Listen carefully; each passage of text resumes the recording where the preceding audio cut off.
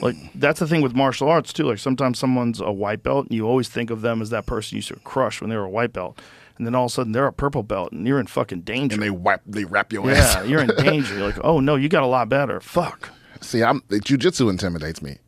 I think, but I need to pick something up. I think I'm gonna do boxing. Why don't you do Jiu Jitsu? It's I don't know. It just I can't because I wrestled for like my freshman year of high school, and I hated it. It's hard. Yeah, it's constantly hard. It's like it doesn't stop being hard. Wrestlers are some of like the mentally strongest people in the world. Just to get through the practices and the drills and all the live rounds, the live wrestling, and then to go to meets and to make weight the day of the match, and the shit that those guys go through, the way they cut weight, the mental strength that wrestlers have is off the charts. They're masters at focusing while they're suffering. Mm-hmm. You know, whereas like the average person will be suffering, and 90% of their brain power will be focused on how much it sucks. Yeah, and wrestlers learn how to just ignore it and like completely focus while they're in pain, when they can't breathe, you know. They have a phrase for it. It's called embrace the grind. Yeah, because I've been there. It's like, if you've never had a motherfucker on top of you that you can't get off you don't understand what I'm talking about. Because, look, I'll never forget one. This is what made me quit wrestling. I showed up at this. It was our school hosting a tournament. And I got my brother to come. And you know, my family didn't give a fuck about wrestling, but he came to watch. And I was going up against this other, it was my turn to go against this other dude. And I walked in, and this motherfucker's he's got some kind of tubes or some shit coming out of him. Like, he's on some kind of, I don't know, a heart thing or something. And no one gave me any guidance. No one gave me a heads up. I didn't know if I was allowed to grab it. Like, would he die if I pulled it up? None of that shit. No one said anything to me. And I'm like, okay, it's fine. My brother's watching.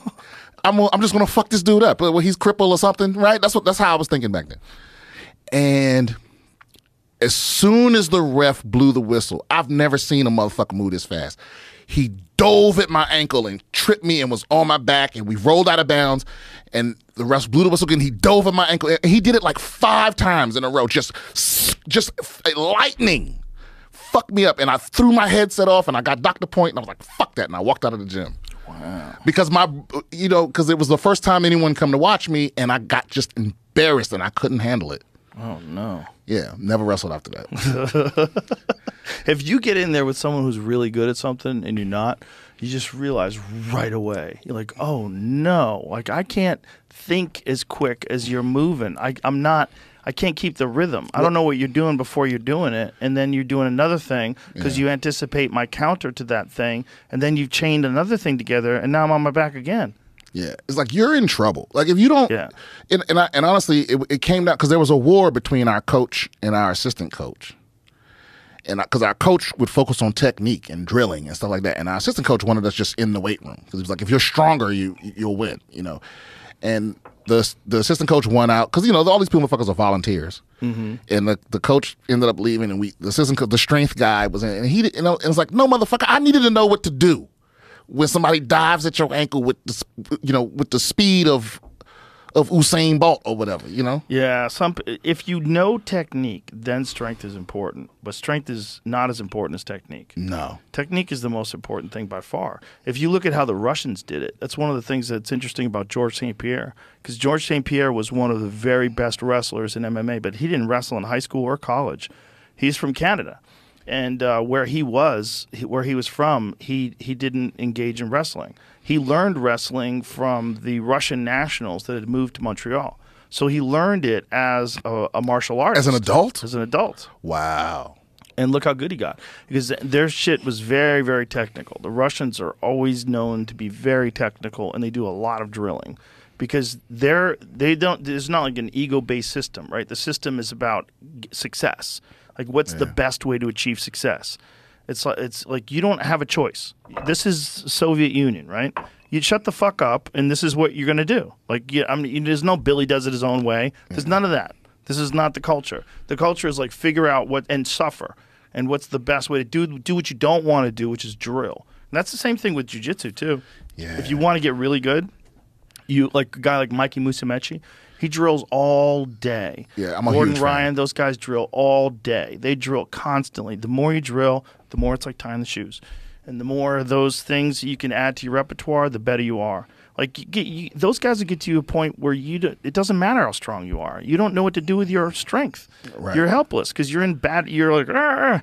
Like your arm doesn't work strong that way. They're behind you. Yeah, like you're fighting an arm around your neck. You're fucked. When and then you watch some of the shit they pull off. Or just where it's like you have to slow it down to see exactly what they did. Like how the fuck did he get on his back? Yeah, Mikey did that in 1FC. There's this back take that he had that's so brilliant. I made a bunch of people watch it. I'm like, watch this. Watch how slick this back take is. And Are you gonna play it? Yeah, we could find it. Mikey Musumeci slick back take in 1FC. It was beautiful. Yeah, he's a genius. He's brilliant. His whole family dangerous. Yeah, his sister's dangerous too. Yeah, the sister just did something. I forget what she's a black belt too. Yeah, she just won a tournament somewhere. I'm sure. Yeah, she's his sister. She's probably an assassin. But I remember the first time I ever saw him. I saw him live in Austin when they were doing that Who's Number One thing, and it was him and this other dude that were grappling, and the other dude was like ripped and he had fucking shaved head and tattoos and shit. Oh yeah, this is it. And I'm like, I'll take the guy with the glasses. I'm like, watch this back take. And this is against Imanari, who's super legit. Look at that back take. He stepped over with one leg. Show that one more time.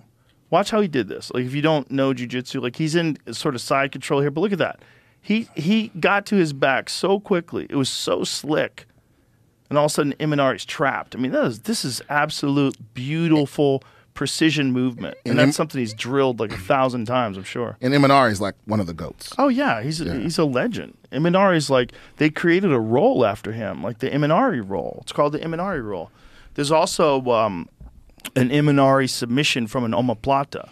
It's like you got a guy on a shoulder lock, and you reach under the chin with an S grip, and you submit him from the back. Maybe I will try some jiu-jitsu. Yeah, that's right. Because you know what, motherfuckers is getting more dangerous. It's like comedy. You're going to suck, and then you're going to get better.